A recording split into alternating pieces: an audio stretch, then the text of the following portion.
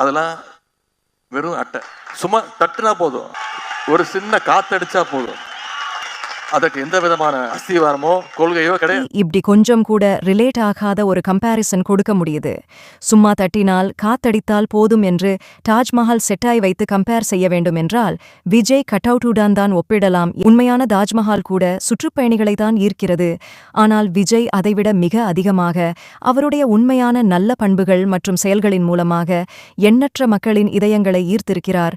அதனால்தான் மக்களின் அன்புக் கடலில் அவர் மூழ்கிறார். கோடிக்கணக்கான மக்களின் ஈடில்லா அன்புதான் விஜய்க்கு மிகப்பெரிய அஸ்திவாரம். விஜய் அரசியலுக்கு வருவதற்கு முன்பிலிருந்தே 30 ஆண்டுகளுக்கு முன்பு விஜய் ரசிகர் மன்றம் மூலமாகவும் பின்னர் அதை 1996 விஜய் நற்பணி மன்றமாக மாற்றி ஏராளமான நலத்திட்ட உதவிகளை செய்து கொண்டு வருகின்றனர்.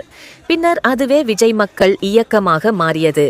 விஜய் மக்கள் இயக்க நிர்வாகிகள் ஊரக உள்ளாட்சி தேர்தலில் 110 இடங்களிலும் மற்றும் நகர்ப்புற உள்ளாட்சி தேர்தலில் 129 இடங்களிலும் வெற்றி பெற்றனர் என்பதும் குறிப்பிடத்தக்கது.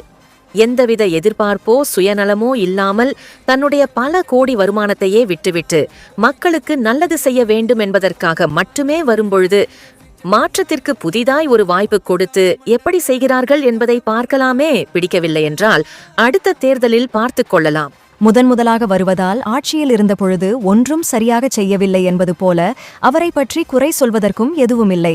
போட்டியிடுபவர்கள் தங்களுடைய வெற்றிக்காக என்ன வேண்டுமானாலும் கூறுவார்கள்.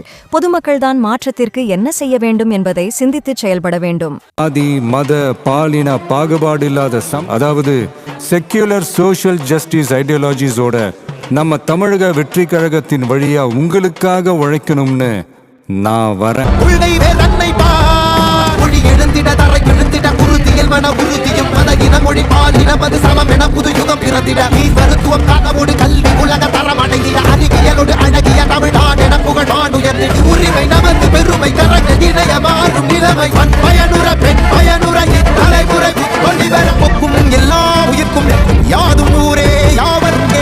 சமத்துவ சமுதாயத்தை உண்டாக்க மதச்சார்பற்ற சமூக நீதி கொள்கைகள்